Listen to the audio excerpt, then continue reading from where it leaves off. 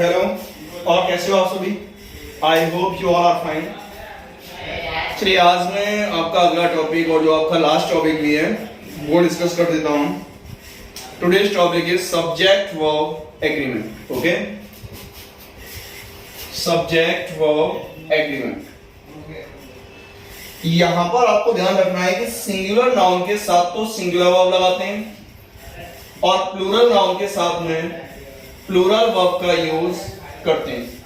यानी अगर आपका नाउन सिंगुलर है तो वर्ब सिंगुलर होगी और नाउन अगर प्लूरल है तो वर्ब प्लूरल होगी। अब यहां पर प्लूरल वर्ब और सिंगुलर वर्ब कौन कौन सी हैं वो मैं आपको एक बार बता दे रहा हूं। सिंगुलर वर्ब है आपकी इट सिंगुलर है, आर प्लूरल है, वो सिंगुलर है, वर प्लूरल है सिंगुलर है प्लूरल है, डज सिंगुलर है और डू प्लूरल है। इसके अलावा आपको याद रखना है कि जितनी भी आपकी मेन वर्ब होती हैं वो बेसिक नेचर में आपकी प्लूरल होती हैं। अगर किसी मेन वर्ब में एस या एस जोड़ दिया जाए तो वो सिंगुलर हो जाती है। जैसे मैंने आपके सामने एक नाम दिया यहां पर राहुल क्रिकेट, तो यहां पर राहुल आपका सिंगुलर नाउन है और मैंने दो ऑप्शन लिए कि प्ले या प्लेस। तो आपने अक्सर देखा है कि हमारा आंसर क्या होता है, राहुल प्लेस क्रिकेट। तो प्लेस ही क्यों है, क्योंकि मेन वर्ब सिंगुलर तब होगी जब एस लग जाएगा। तो ये हमारी सिंगुलर वर्ब है, ये वाली प्लूरल वर्ब है और राहुल सिंगुलर नाउन है और सिंगुलर नाउन के साथ आने वाली वर्ब भी सिंगुलर ही होगी। यहीं पर अगर कोई प्लूरल नाउन होता लाइक बॉयज क्रिकेट, अब अगर मैं बात करूं कि प्ले आएगा या प्लेस आएगा, तो यहां पर आपको ध्यान रखना है कि बॉयज प्ले क्रिकेट, क्योंकि plural noun takes a plural verb. Plural noun के साथ प्लूरल वर्ब होगी। अगर ऐसे एस नहीं जोड़ा है तो प्लूरल है और जोड़ दिया तो सिंगुलर है। यानी नाउन के अपोजिट रूल है उसका। नाउन में क्या होता है कि नाउन बेसिकली सिंगुलर है, अगर आप उसमें एस या एस जोड़ दो तो प्लूरल हो जाता है। लेकिन वर्ब में क्या है कि वर्ब बेसिकली प्लूरल है, अगर आपने एस या एस जोड़ दिया उसमें तो फिर वो सिंगुलर हो जाती है। ओके, अब यहां पर ये तो इसका बेसिक नेचर है। अब जो आपके रूल्स इसमें आते हैं वो डिस्कस करते हैं। ओके, देखिए उसमें क्या है, आई टेल यू, आई के साथ एम आता है वो तो आप सबको पता ही होगा। यहां पर आपको ध्यान रखना है कि हु, विच और दैट, ये तीन हमारे रिलेटिव प्रोनाउन हैं। अगर इन तीनों में से किसी का भी प्रयोग होता है तो इनसे पहले आपका जो शब्द है, जो इनका एंटीसीडेंट है, उसके अकॉर्डिंग वर्ब का यूज करेंगे। यानी verb agrees according to the word that is used before who, which और दैट। जैसे it is I, who your teacher. अब यहां पर क्या लगाएंगे हम, इज, आर या एम। तो आपको याद रखना है हु से पहले कौन, आई के साथ एम सही है। इसी तरह से she arranged the books which lying on the floor। अब क्या होगा, वर्ब या वर्ब। तो यहां पर हमें क्या ध्यान देना है कि यहां विच से पहले कौन है, बुक्स। तो बुक्स के अकॉर्डिंग वर्ब मेरा बिल्कुल सटीक जवाब है, verb is the correct answer. अब यहां पर एक रूल आपको और याद रखना है, अगर प्रेप का प्रयोग है तो प्रेप से पहले आने वाले शब्द के अकॉर्डिंग वर्ब का प्रयोग करते हैं। रूल बिल्कुल सिमिलर है, हु विच दैट से भी पहले आने वाले शब्द के अकॉर्डिंग वर्ब का प्रयोग कर रहे थे, और अगर प्रेप आती है तो प्रेप से भी जो शब्द पहले दिया है उसी के अकॉर्डिंग वर्ब का प्रयोग करेंगे। जैसे the books on the table, mine. अब मैं क्या कहूंगा, इट माइन या आर माइन, एम का तो मतलब भी नहीं है। तो यहां बुक्स और इधर टेबल, तो वर्ब किसके अकॉर्डिंग आएगी, ये प्रेप है तो प्रेप से पहले आने वाले शब्द के अकॉर्डिंग यानी आर आएगा आपका। The books on the table are mine. अगर किसी ने इसको ध्यान में रख लिया तो इज लगा देगा और आंसर गलत हो जाएगा। अगर आपकी प्रेप का प्रयोग हो तो पहले वाले शब्द के अकॉर्डिंग हमें वर्ब का प्रयोग करना होगा। इसके अलावा I tell you some more rule, ये मैं एरेज करता हूं। यहां पर आपको ध्यान देना है कि अगर आपने कभी भी इन शब्दों का प्रयोग किया है जैसे as well as, and not, more than, accompanied by, along with, together with, in addition to,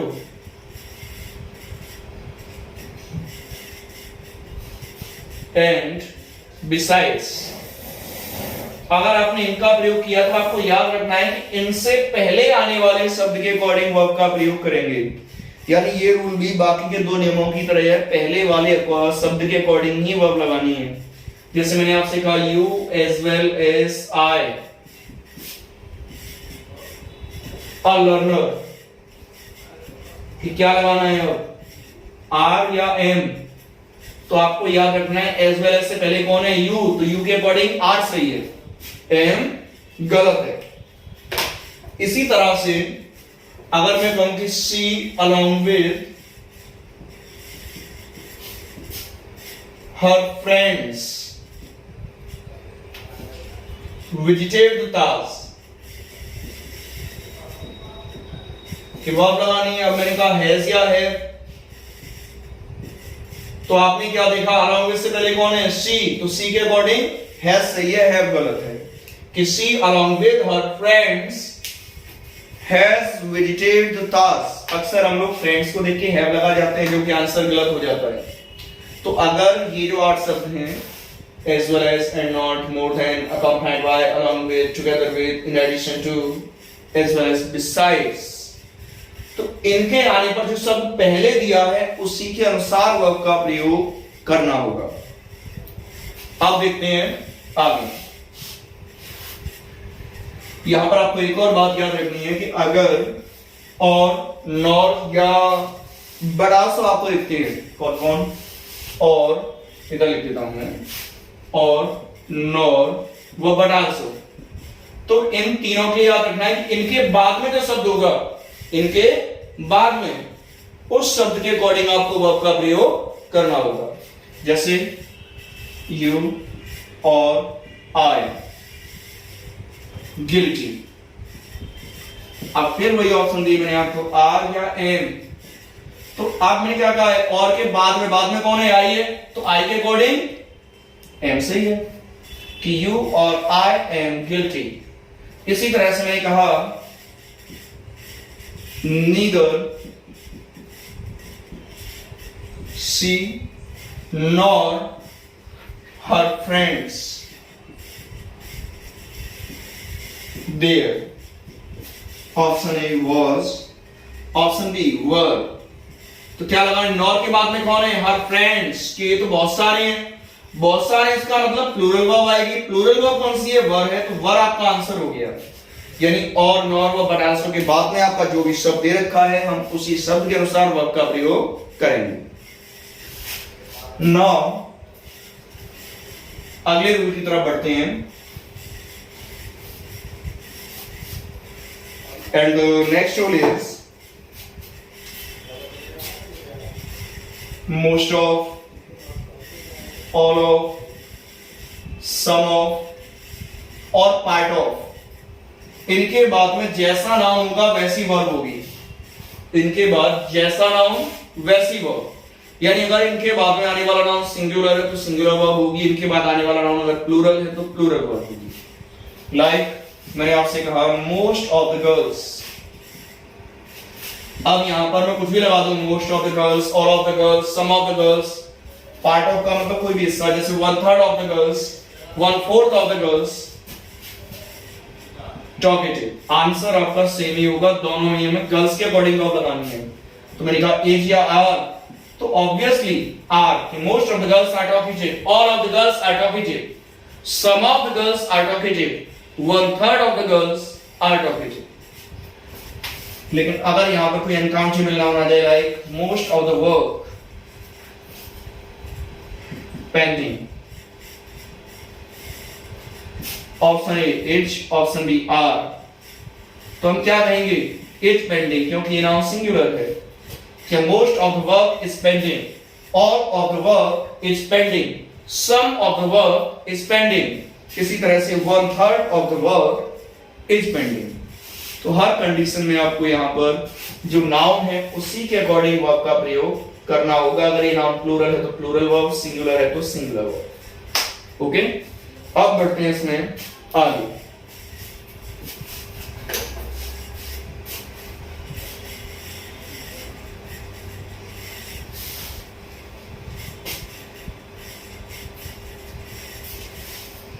देखिए, अगर हम दो नाउन को एंड से जोड़ दें तो आपको ध्यान रखना है कि एंड से अगर आपके दो नाउन जुड़े हुए हैं तो आपकी वर्ब प्लूरल होगी।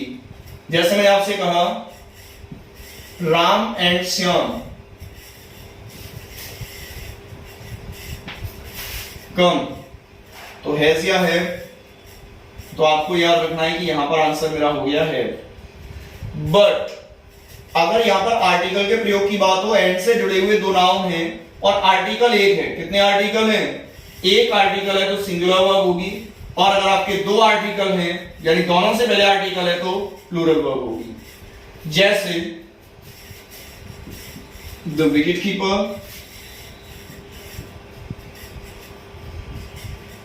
एंड कैप्टन हैज और हैव स्कोर्ड गुड रन्स। क्या आएगा, तो आप यहां पर देखिए कितने आर्टिकल है, एक आर्टिकल है, दूसरा जो हमने कैप्टन शब्द यूज किया उससे पहले आर्टिकल नहीं है, then we have to use a singular verb. इसी तरह से अगर मैं कहता यहां पर कि the captain and the wicket keeper,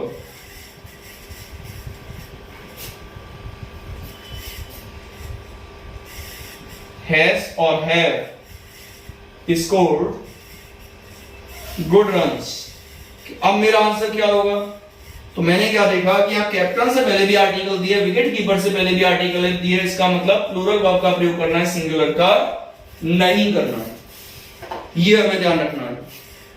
इसके अलावा अगर मैं इसमें बात करता हूं तो एंड से अगर आप दो संख्याओं को जोड़ते हैं तो verb will be singular. And से मैं दो संख्याएं जोड़ती हूं, जैसे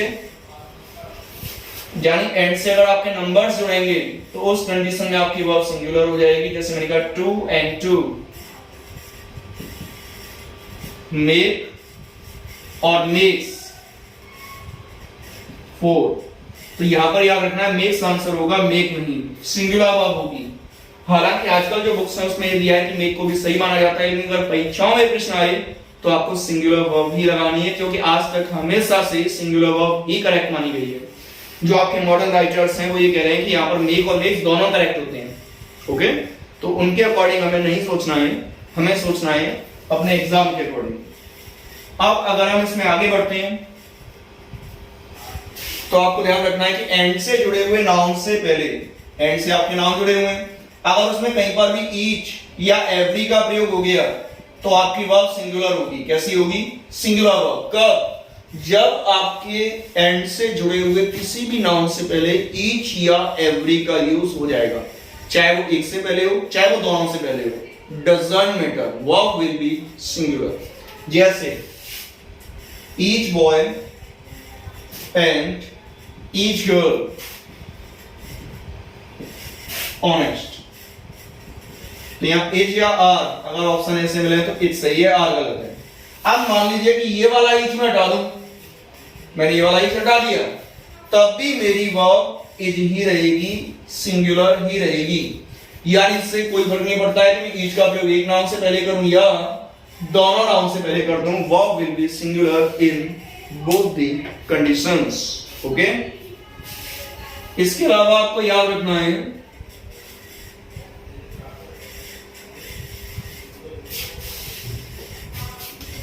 कि हार्डली, स्कार्सली